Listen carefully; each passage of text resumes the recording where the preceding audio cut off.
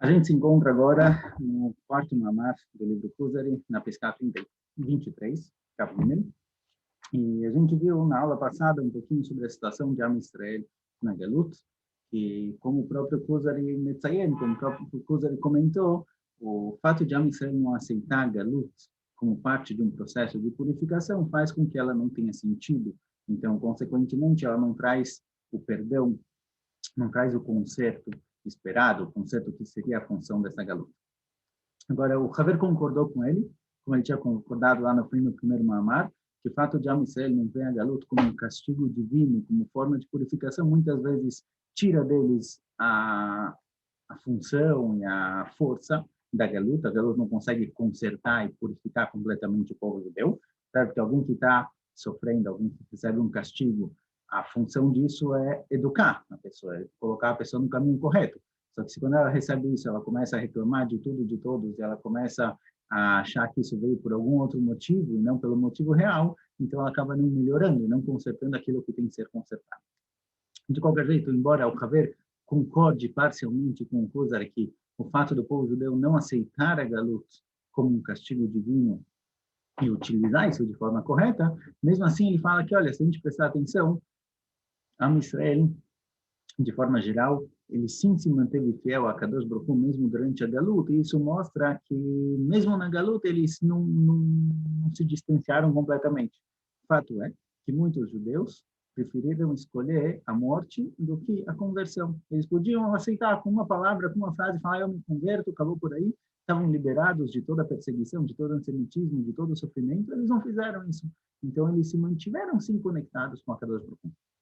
Porém, o Kuzari aproveita, o Haver aproveita essa questão, esse ponto que o Kuzari levantou da Galut, para explicar um pouquinho do Sod da Galut, da função da Galut. Se o livro do Kuzari foi escrito há 800, 900 anos atrás, a gente está falando de uma época em que o povo judeu está na Galut há 1000 anos, 1100 anos, talvez, 1200 anos. Muito, muito tempo, realmente, mas, a priori, compreensível, a priori, aceitável.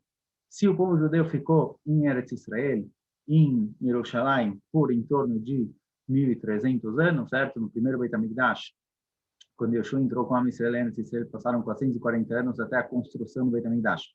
O Beit HaMikdash foi construído e ficou de pé 410 anos, quer dizer, a gente tem 850 anos. O segundo Beit HaMikdash ficou de pé 420 anos. A gente já tem aí 1270 anos, quer dizer, a época que o povo judeu ficou em Eretz Israel. A Galut é um pouquinho menos. Nessa época, a gente está em 1200, o Beit HaMikdash foi destruído nos anos 70, a gente tem aí uns 1000 e poucos anos. Mas se a gente parar a pensar hoje em dia, na nossa situação, em que a Israel acabou ficando 2000 anos na Galut, se a gente analisar a história do povo judeu recebendo a Torá há 3.333 anos até agora, a maior parte do tempo o povo judeu estava fora do Beit HaMikdash, fora de Jerusalém, voltava na Galut. Qual a função dessa Galut? Por que tanto tempo? O que ela está acontecendo? O que está sendo criado aqui? Por que demorou tanto o povo judeu voltar? Então, o Kuzari, ele traz um machado que conta o seguinte: quando você planta alguma coisa na terra, quando você planta uma semente na terra, no primeiro momento, essa semente aos poucos vai estragando, vai apodrecendo, vai perdendo a casca, vai se desfazendo lá. Porém, quando ela começa a voltar, a se reconstruir, ela se reconstrói de forma muito mais forte. E ela puxa para ela também, para fazer parte da construção dela, os minerais que estão na terra, a água que está na terra. Ou seja, ela puxa tudo que está em torno dela para se transformar em algo muito mais forte, se transformar em uma grande árvore. E esse machado nos ensina duas coisas. Esse machal representa o seguinte: antes vamos só fazer um nimshal, o que significa esse machal, essa anedota que ele trouxe aqui, esse exemplo que ele trouxe aqui. Depois a gente vai entender que a Galut ela tem duas funções: uma função prim, uma função interior para o povo judeu, e uma função exterior, o povo judeu vai influenciar alguma outra coisa que a gente vai ver na continuação. O machal significa o seguinte: o povo judeu, quando ele foi colocado na Galut, é como uma semente jogada na terra. Aos poucos ele vai estragando, vai sumindo, vai se perdendo. O povo judeu também começou a sumir na Galut. Aos poucos eles foram perseguidos aqui e ali. Grande parte do povo fisicamente morreu na Galut. Grande parte da cultura, do conhecimento do povo se perdeu na Galut. A Torá que tinha antigamente não é a Torá de hoje em dia. Ela é muito menor.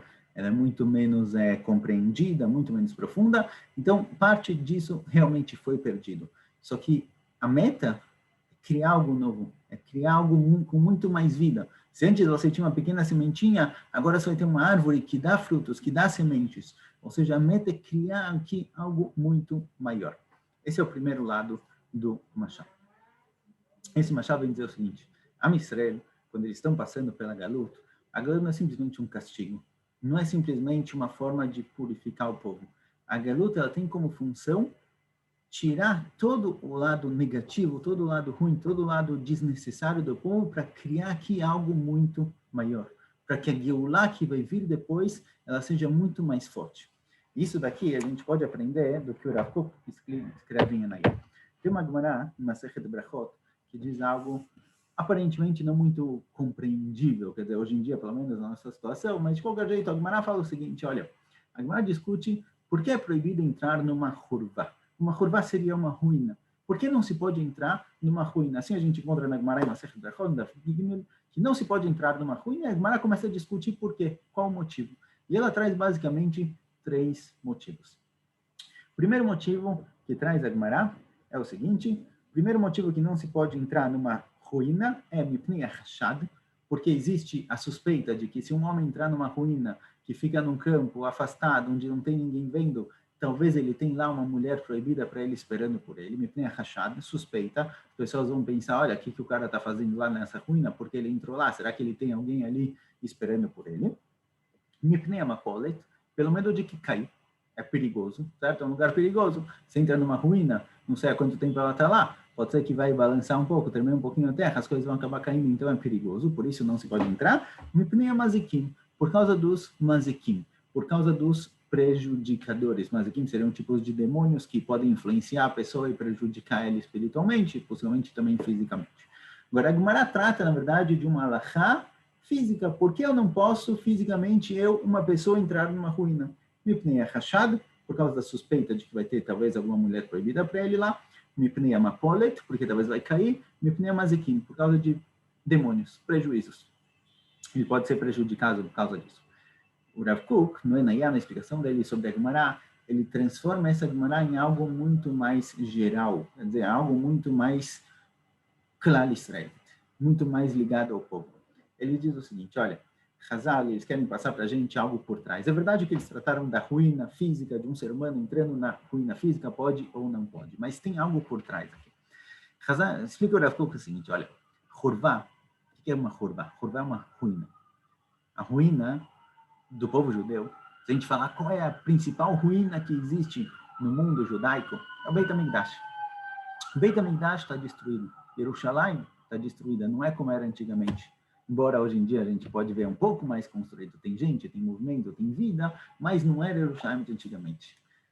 Por que a Kadosh Baruch Hu não entra na Hurvá? Por que a Kadosh Baruch Hu não traz Am Israel de volta para a ruína dele, para reconstruir o Beit HaMikdash? O que impede a Galut de acabar? Por que a Geulah não chega tão rápido?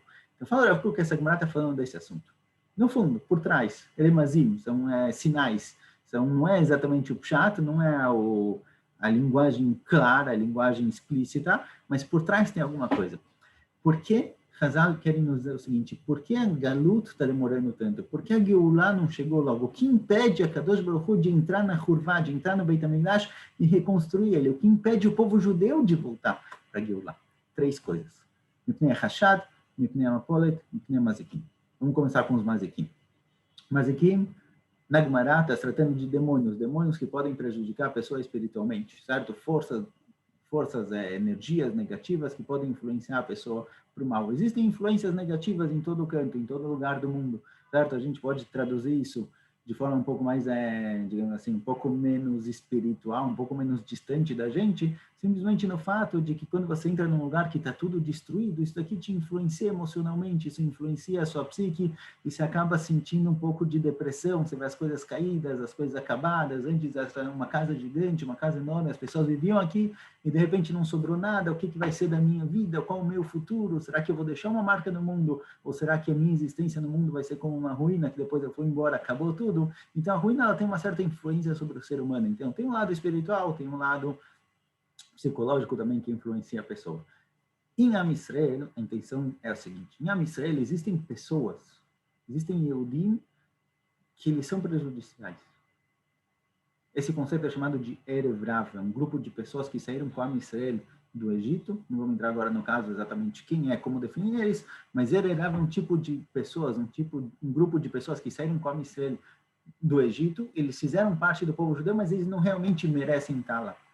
Esses mazikim, essas pessoas que são prejudiciais, essas pessoas que trabalham e lutam contra o povo judeu, de dentro para fora, eles fazem parte do povo, mas eles são contrários aos ideais do povo judeu, essas pessoas são chamadas de mazikim, precisa tirar eles. Uma das funções da Galut é dar um jeito de expulsar essas pessoas, para tirar eles do povo judeu. Porque se eles voltassem com a gente, eles iam puxar o povo judeu para baixo. Então, não se entra numa curva, o Beit HaMikdash não é construído porque existem mazequim, existem ainda em Am Yisrael pessoas que são prejudiciais. Precisa esperar eles saírem do povo, se assimilarem e irem embora. Isso é um motivo que a Galut demora tanto. Segundo motivo que a Galut demora tanto, Mipnei Achashad. Mipnei Achashad, na Gemara significa, olha, o cara está entrando numa ruína, em algum lugar por aí, onde ninguém está vendo, talvez tenha uma mulher esperando ele por lá. O Rav Kook dá um sentido mais elevado para essa questão. Ele fala o seguinte, olha, se de repente Am Yisrael não é merecedor ainda, se Am Yisrael ainda está mais ou menos, eles não estão muito bem, eles não se completaram, não se consertaram o suficiente, e a Kadosh Baruch Hu trouxe Am Yisrael para Eretz Yisrael e reconstruiu o Beit HaMikdash, as pessoas que vão olhar, os outros povos vão olhar e vão falar, que isso, esse é o povo judeu que foi salvo, esse é o povo judeu que merece o Beit HaMikdash, olha como eles são corruptos, como eles são mentirosos, como eles são ladrões. Se o povo judeu não se consertou o suficiente, eles não se tornaram as pessoas aptas e reuim que deveriam receber esse Beit HaMikdash, vai existir aqui um mal-estar. Vai parecer que, olha, Kadosh Baruch Hu salva as pessoas mesmo que eles não merecem. Então, por que eu vou me esforçar? Por que eu vou tentar ser alguém bom? Se a Kadosh Baruch Hu salvou o povo judeu nessa situação, quando eles ainda são corruptos e problemáticos, então talvez ninguém precisa ser perfeito. Talvez eu não preciso consertar a mim mesmo. Então, existe aqui uma questão de que se o povo judeu não for merecedor ainda, não vai pegar bem. Não vai pegar bem no sentido de que isso daqui vai ser prejudicial. As pessoas vão achar, olha, não precisa ser muito bom, não precisa ser perfeito. Deus salvou a Israel na situação que eles estão, porque ninguém precisa ser perfeito. Isso vai tirar das pessoas a vontade e a busca pela perfeição, pela melhoria. Isso é o Hashad. Por isso a Galut às vezes demora muito, porque a Israel ele não está raui ainda, ele não é merecedor, então vai gerar problemas, vai gerar uma situação não agradável e prejudicial para todo mundo que vê essa Geulah chegando. Terceiro motivo que aparece na Gemara é Mipnei Amapolet. Quando você entra numa ruína, tem sempre lá o risco de cair. O Rav Kook puxa isso para o sentido do Beit HaMikdash. Kadosh Baruch Hu construiu o primeiro Beit HaMikdash, foi destruído. O segundo foi destruído. E o terceiro? O terceiro aparece na Gemara, aparece no Midrash, desculpa, que o terceiro vai ser construído e nunca mais vai ser destruído. O terceiro é para ser eterno.